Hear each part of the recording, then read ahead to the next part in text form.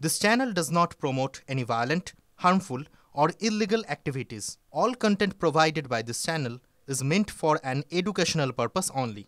শুরু বাঙালির প্রাণের পুজো। আজ মহাপুজোর মহাপঞ্চমী, শারদোৎসবের আনন্দে ডুব বাঙালির। চারিদিকে শুধু পুজোর আমেজ, আলোর ঝলকানি, ঢাকের তালে বাঙালির উচ্ছ্বাস। বৃষ্টির প্রকৃতি আছে, তবে তা থাকলেও উৎসাহে খামতি নেই। দেবীর বোধনের আগেই ঠাকুর দেখার ধুম। আর আমাদের প্রতিনিধিরা আমাদের সঙ্গে রয়েছেন, জেলা থেকে রয়েছেন, শহর কলকাতা থেকে রয়েছেন।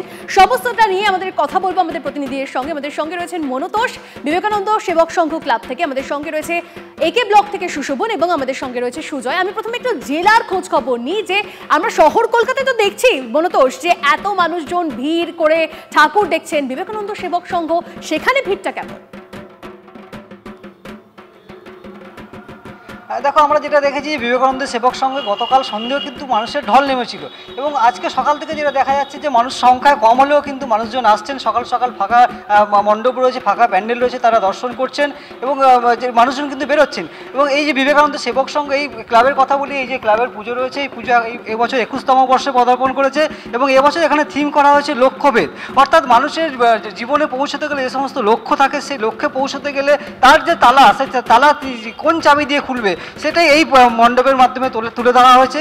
এবং সকাল থেকেই যারা দর্শনার্থী রয়েছেন তারা আসছেন, মণ্ডপ পরিদর্শন করছেন, এবং এখানে এই মুহূর্তে একজন ক্লাবের কর্মকর্তা রয়েছে, তার সঙ্গে কথা বলার চেষ্টা করবো।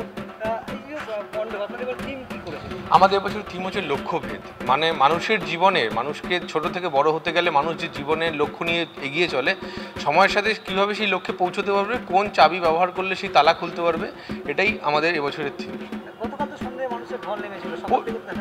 প্রচুর মানুষ ছিল গতকাল, মানে রাত্রি 2টা, 2:30, 3টে পর্যন্ত প্রচুর মানুষ আমাদের এখানে ঠাকুর দেখেছে। আমরা মানে অবিশ্বাস্য যে চতুর্থীর দিন এত মানুষ আমাদের এখানে এসছে। এক্সপেক্ট করছি যে আগামী দিনে, মানে চতুর্থীর দিন আমরা তৃতীয়ার দিন হিসেবে মতন যেরকম সাড়া পেয়েছি, চতুর্থীর দিন আগামী দিনগুলোতে আমরা সেরকমই সাড়া পাবো। অবশ্যই আমাদের প্রতি বছরই এরকমই থাকে বিবেকানন্দ সেবক সঙ্গে মানুষ, তো এবছরও আমরা সেরকমই আশা করছি।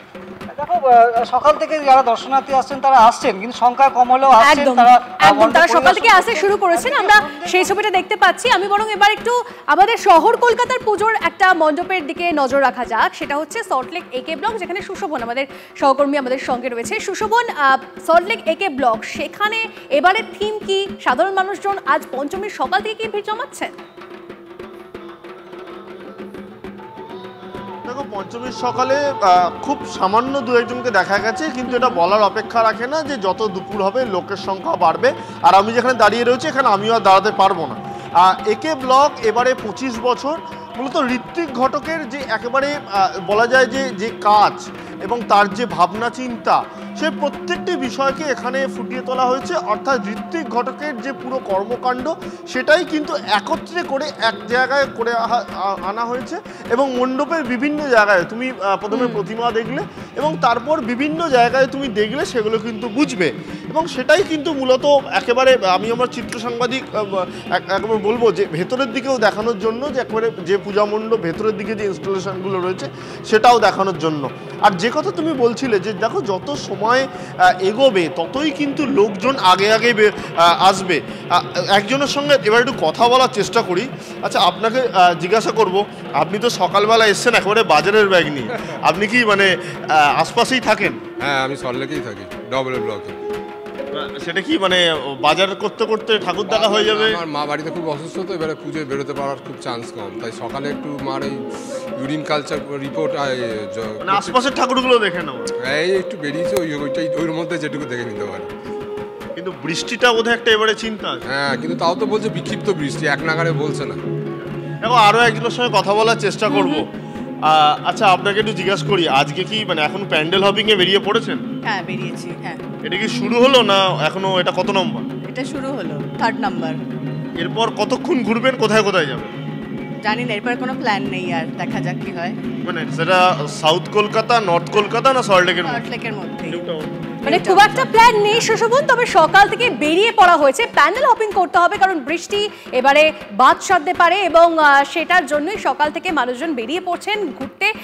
জেলা থেকে শহর সর্বত্রই একই ছবি। কিন্তু দেখুন, এই পুজো তো ঢাকের বাদ্যি ছাড়া একেবারে অসম্পূর্ণ, আর সেটাই বা বাদ যাবে কেন? তাই জন্যই সুজয় আমাদের প্রতিনিধি আমাদের সঙ্গে রয়েছে, তার সঙ্গে রয়েছে ঢাকিরা এবং ঢাকের বাদ্যি। শোনা যাক সুজয়। একেবারে দেখো, প্রাণের পুজোয় যে শব্দ না শুনলেই নয়, মনমুগ্ধকর সেই ঢাকের শব্দ, যেখানে পুজোর আগে যেখানে ঢাকিরা জড়ো হন সেটা হলো শিয়ালদা স্টেশন চত্বর। আমি শিয়ালদা স্টেশন চত্বরেই রয়েছে। আমার আশেপাশে যারা রয়েছে তারা প্রত্যেকেই বিভিন্ন দূরবর্তী জেলা থেকে এসছেন, মূলত তারা প্রত্যেকেই ঢাকি।